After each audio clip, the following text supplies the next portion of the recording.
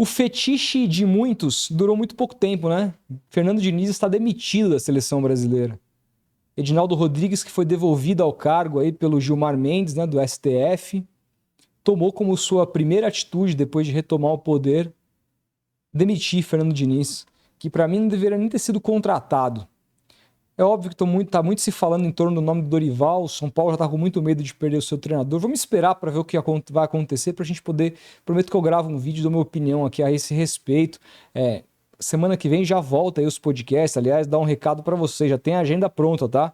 Terça-feira, 7 da noite, o William Tavares. E na sexta-feira, se eu não me engano, na parte da tarde, a gente vai entrevistar o Menon. Então vai ser 2 entrevistas bem legais que vai dar para abordar esses assuntos com eles lá também, mas agora tem esses meus vídeos de opinião aqui, então obviamente assim que sair alguma informação oficial a esse sentido, Dorival confirmado ou não, eu gravo aqui, mas o ponto aqui é mais sobre o Diniz, porque nesse mais de ano e meio aqui de existência do podcast, entrevistando as mais diversas pessoas, eu percebi que o meio jornalístico ama o Diniz, assim, tem um apreço pelo Diniz que eu jamais tive. Principalmente depois que ele treinou meu time, né? Nada como um técnico treinar o seu próprio time, porque aí a gente acompanha o trabalho dele muito mais de perto. Eu lembro que eu defendi muito o Diniz quando ele foi demitido do São Paulo, defendia que ele não deveria ser demitido naquela altura e continuo defendendo isso, independentemente da perda do elenco que houve naquele momento no vestiário. Mas eu nunca fui um fã do futebol do Diniz, nem na época de Audax.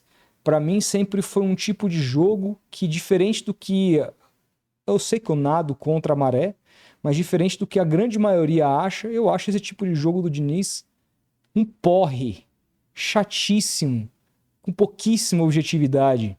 Esse ano a coisa se acendeu porque ele foi campeão com muitos méritos, corrigindo importantes erros que ele sempre vinha cometendo, ajustou muita coisa, melhorou, tem melhorado, acho que ainda vai melhorar muito como técnico, mas para ser técnico da seleção, para mim ainda é uma distância gigante e eu nem sei se ele vai se credenciar ao longo da carreira para isso. Eu tenho muitas dúvidas com relação ao trabalho do Diniz, porque vejo uma inflexão muito grande.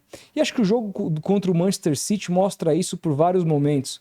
Muita gente pega alguns vídeos do Fluminense rodando a bola e, cara, enaltecendo isso como se fosse, meu Deus do céu, uma coisa maravilhosa você ficar rodando a bola para lá e para cá e não dar uma finalização no gol, sabe?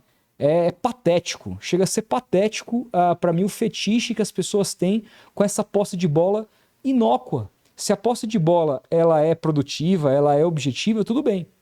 Mas essa específica que muita gente pegou do jogo contra o Manchester City foi totalmente ineficaz, não rendeu absolutamente nada. As melhores chances do Fluminense foram numa jogada individual do John Kennedy, numa chance de bola parada.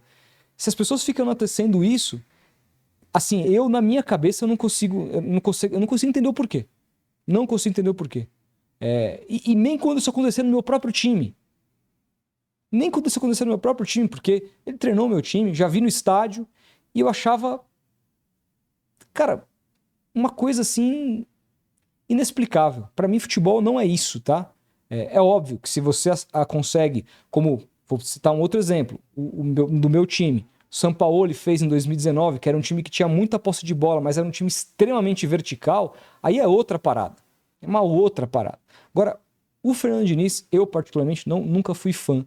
E acho que, pela sua carreira, ele que teve só agora e depois de ter sido levado ao cargo da seleção, o seu primeiro título relevante, acho que ele não merece estar lá. E vamos combinar, o trabalho nesse pouquíssimo tempo também do Diniz na seleção foi péssimo e a gente pôde ver que, além de muito ruim, tirava todos os jogadores das suas características, do que joga lá fora, sem ter tempo para treinar. A seleção, assim, o jogo que a seleção fez contra o Uruguai, eu acho que foi o pior jogo da seleção brasileira que eu vi em toda a minha vida. Mas nem quando o Brasil jogava aqueles amistosos das Américas, lá que tinha que jogar só com quem jogava no Brasil, que é a seleção C, eu vi o Brasil jogar tão mal igual jogou aquele dia contra o Uruguai. Uma coisa absolutamente medonha. Medonha. O jogo contra a Colômbia foi horroroso. Horroroso. Nem parecia seleção brasileira em campo. Por quê? Porque acho que até poderia fazer algum sentido, dado o Fluminense, que deu muito certo com alguns ajustes, esse estilo de jogo na seleção. Mas você tira os jogadores muito, como eu falei, das suas características, do que eles atuam lá fora, porque o próprio Guardiola, quando foi falar sobre o Diniz, ele salientou que o City nunca tinha jogado como contra um time como o Fluminense. Porque ninguém faz o que o Diniz faz no mundo. E isso é uma coisa elogiável. Ele é um cara autoral e foi campeão da Libertadores, um torneio desse tamanho, com um jogo autoral.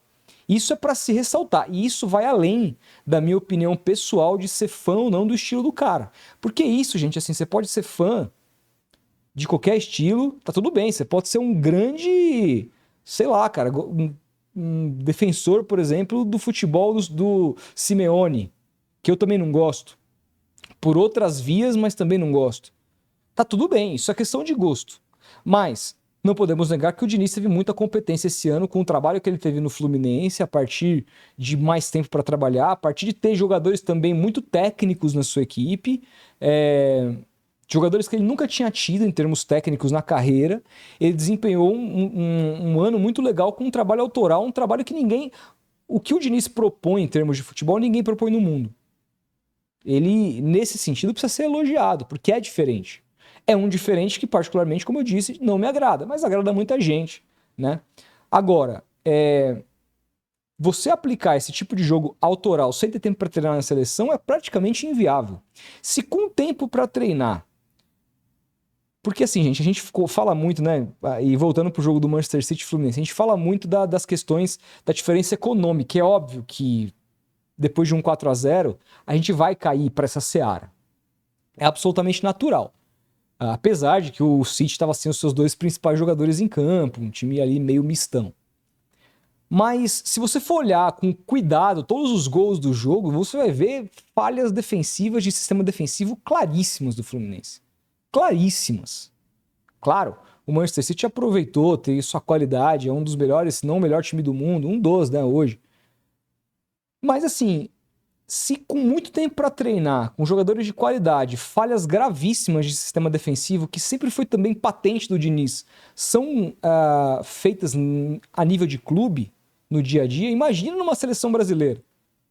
Então assim, não vejo nenhum cabimento do Diniz ser técnico da seleção. Não via, sempre discordei. Eu sei que a audiência é rotativa, mas se você assistiu algum podcast que viu alguém aqui defendendo o Diniz na seleção, você via que tinha um contraponto da minha parte. Eu nunca concordei com isso. Respeito todo mundo, tá? Que acha isso.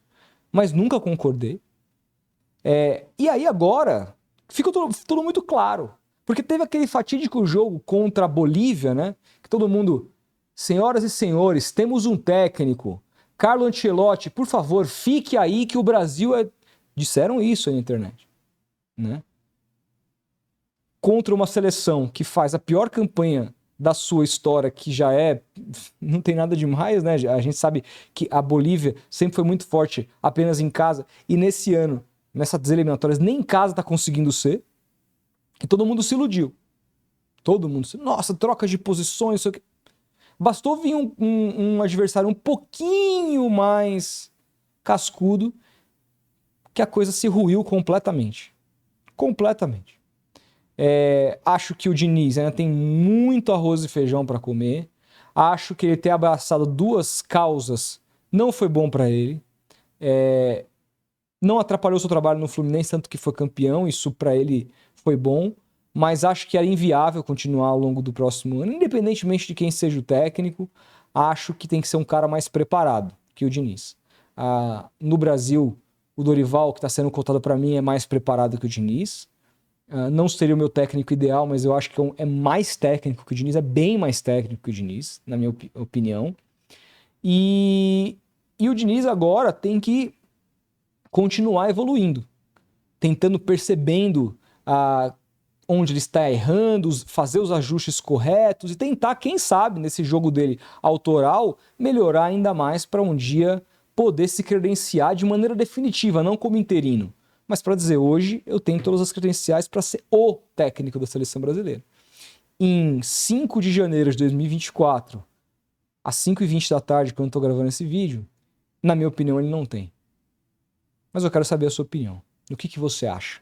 Comenta aí, a gente vai se falando. Grande abraço, até o próximo vídeo.